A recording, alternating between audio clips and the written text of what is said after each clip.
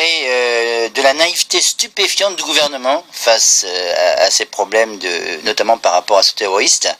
Et c'est vrai qu'on est surpris d'une part par la naïveté du gouvernement, mais également par la position de l'Allemagne, Berlin, qui avait, disons, localisé le terroriste. Allô ? Vous savez, oui.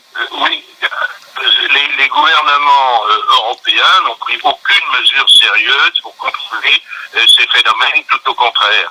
Et encore une fois, je vois mal quand même, bien sûr, dans le cas de l'affreux attentat contre le musée juif de Bruxelles, le crime est évident, il est patent et il devrait être sanctionné de la façon la plus lourde qui soit.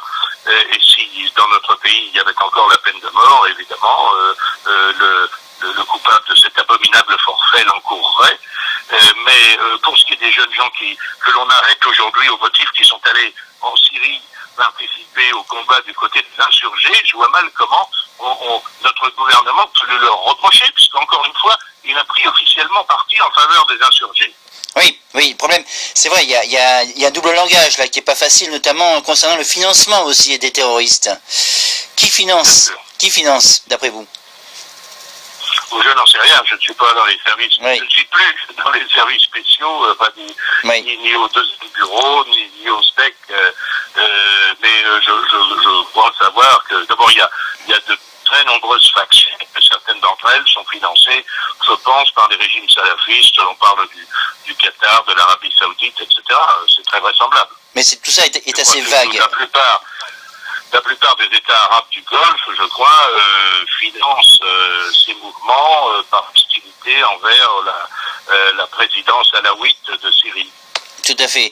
Et alors, concernant la peine de mort, justement, est-ce que vous êtes pour le rétablissement de la peine de mort, vous? Oui, je crois, oui. Je crois que dans ces cas d'assassinat délibéré et prémédité, ça me paraît être la seule sanction appropriée. Je crois d'ailleurs peut-être aussi la seule possibilité de rédemption pour certains criminels. Je pense à des Dutroux, à des Fourniret. Je ne crois pas que la solution soit de les laisser pourrir en prison jusqu'à la fin de leur jour, et encore moins évidemment de les remettre dans le circuit. Pour des cas particuliers, qu'est-ce qu'il faudrait pour que ça, éventuellement, ça soit adopté par les Français? Les Français, ils sont pour, je crois qu'il y a 50% des Français, donc ils sont pas contre, c'est ça?